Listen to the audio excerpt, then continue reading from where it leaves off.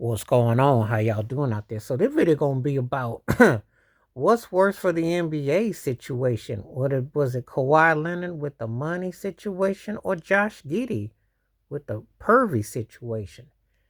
And it's interesting too because when you answer this, think about the circumstances.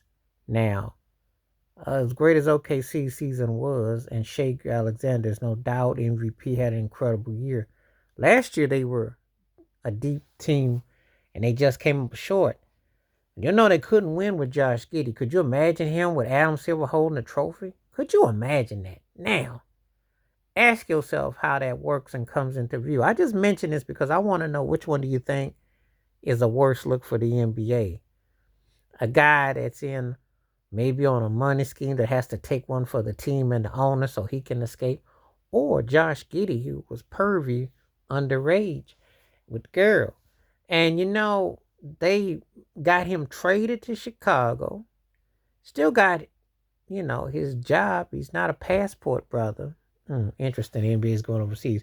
And he is, he's still playing. Now, he ain't the half the player that Kawhi Leonard is, but it didn't mean no deportation. I'm just thinking, like, how does this work? How do you size it up? What's your standards?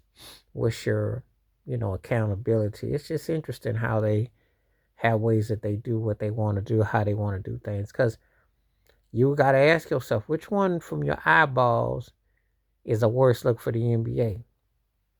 Money or freaky deaky?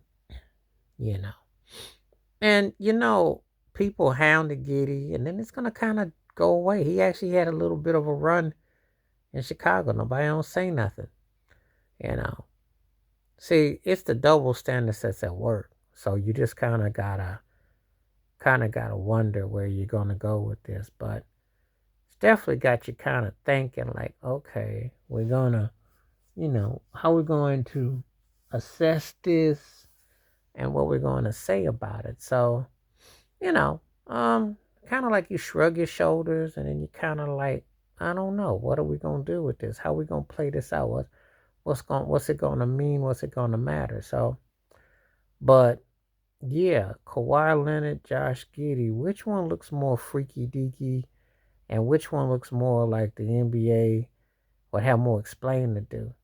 Obviously, for behavioral issues, they have a way of disciplining you, and they kind of like sweep it underneath the carpet. The money situation is different because usually that's a buy and payout. So if it's too extreme, they get it up out of there. But the track record on anything that's been freaky deaky has always been swept underneath the carpet. So I wonder, like, which one do you think, from a moral perspective, business perspective, which one looks worse for the NBA? Because this is episodes in the last 2 years. But I don't recall the big Pablo Torre and nobody making a big deal about Josh Giddy, except that he got traded from OKC to Chicago.